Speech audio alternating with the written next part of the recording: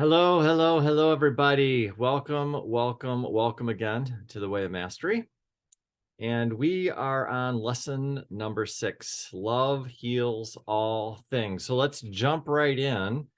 On the first page, again, my book is page 70, where this begins. It's a paragraph that starts off with "Holy because you are whole," and then it goes on to say, "Not because you have earned that holiness." And then if you read the rest of the paragraph, really what it talks about is you don't earn your holiness, you are holiness. And the only reason we're not living that expression is because we believe that we have to earn it in some cases. Certainly, I know that was my story, that I felt like I had to meditate. I had to do all these different things in order for this to happen. And I think this book elegantly explains why that is not the case. It's simply because of who and what I am, right? I love on the next page, page 71, where it starts off with the paragraph, "I see only my brother and sister, and I see not a trace of inequality between us, yet I do recognize that within your dream, it appears to you that I have gone just ahead a little bit." I think it's great that Jesus is coming back saying, yeah, I get it. You guys see me as I'm a little bit further down the road, but in reality, you're really not, or he is not down the road a little bit further. And I think that's a really, really beautiful point. Down further in page, on page 71, the paragraph says, "Therefore, whenever you recognize you have singled someone or something out and said they hold a greater value, you may be rest assured that you're not in love at all, because we're all equal." And that's Jesus saying that we're all equal. So Jesus himself is not saying, well, I'm a master and you guys just haven't gotten there yet. He's not saying that at all. And if Jesus is saying that, then I think it's really easy for me to wrap my mind around this idea that you're already there, Mike. You're there because of who and what you are. The only thing that you need to do is let go of all these preconceived ideas that you're telling yourself that you're not there. Beautiful. On the next page, on page 72, the paragraph that starts off with, "When you choose to surrender, to give up the game," there's a sentence that says, "You become no more a seeker, for you will have decided to have found." I've already talked about this, releasing and letting go of this idea of being a seeker. I know certainly in this lifetime, I've spent a tremendous amount of time of feeling like I have been a seeker, and now I'm focusing more on being a finder. Right. On page 73, there is a beautiful prayer of surrender and acceptance, and I love it, love it, love it. And I'm just going to read it. "Yes, I accept your presence in my life. I turn the whole thing over. Now each moment is dedicated to healing and awakening the illusory sense of separation from God that once I created in error."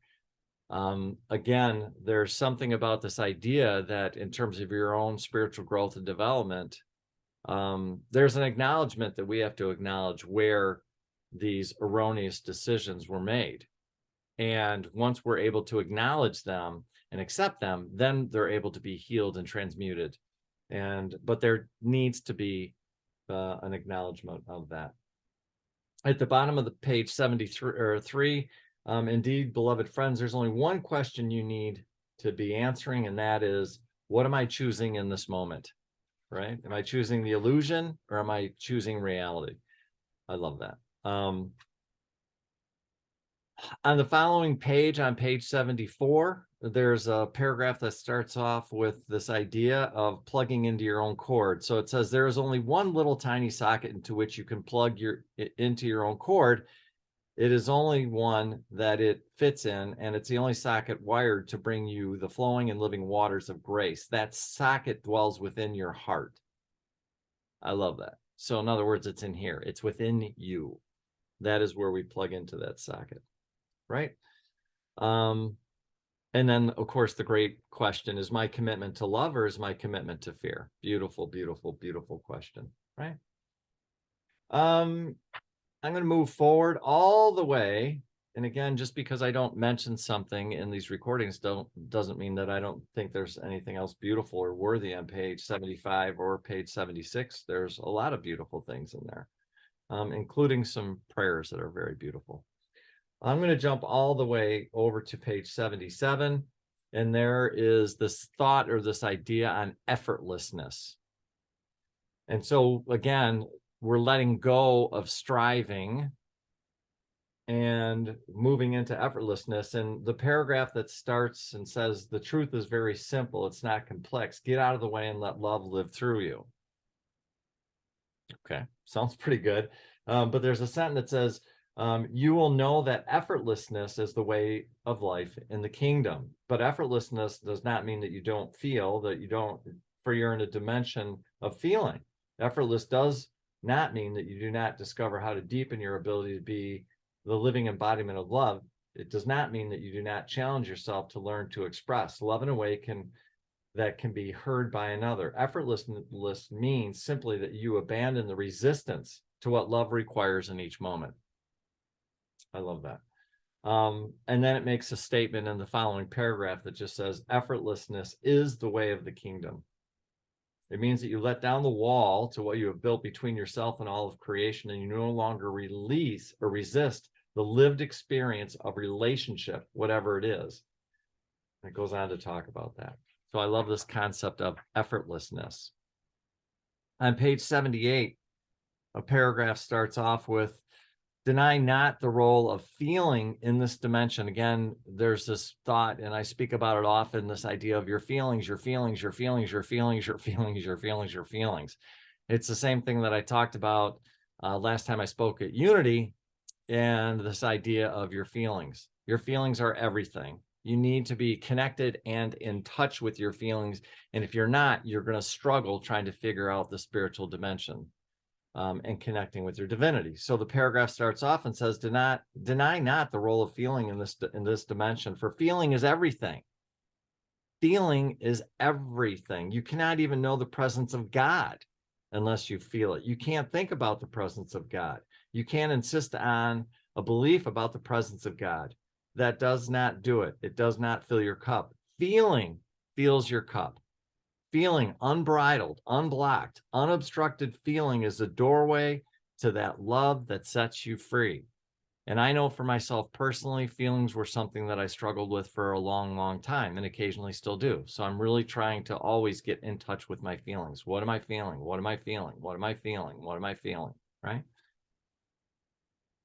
And so I love that. On the next page, page 79, until you fully decide to come into life as a presence of Christ, as the presence of love, and to own each moment of your experience as wholly created for no other reason than that you have chosen it from the perfect and infinite freedom of your unlimited being life that has not yet begun. When you look upon all things without judgment through the eyes of forgiveness, when you decide to embody only the reality of love, no matter what anybody else is doing, that is when life begins. Okay. Beautiful, beautiful, beautiful.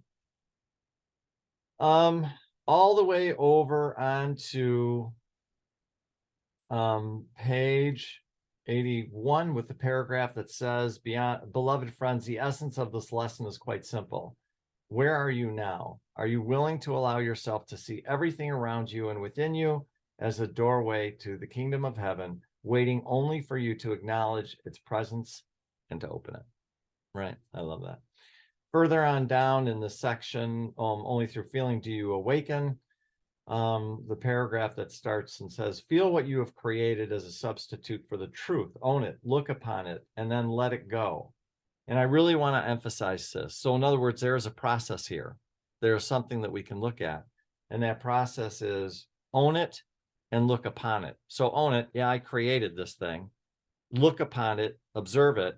Okay. And then once you have embraced it, once you have felt it, you remain perfectly innocent and imbued with the power to choose again, to feel, to learn once again, and to feel the glorious warmth that permeates the kingdom of heaven. So in other words, it's about being conscious. It's about being aware of what's going on inside of you in terms of what you've created in the past and becoming aware of those things, owning them, accepting them, feeling them. And then once you do those things, now you can move forward. But we need to do those things, right? And that's what that paragraph, why I really, really enjoy that paragraph. I think that's it. I think that's all I've got for this chapter.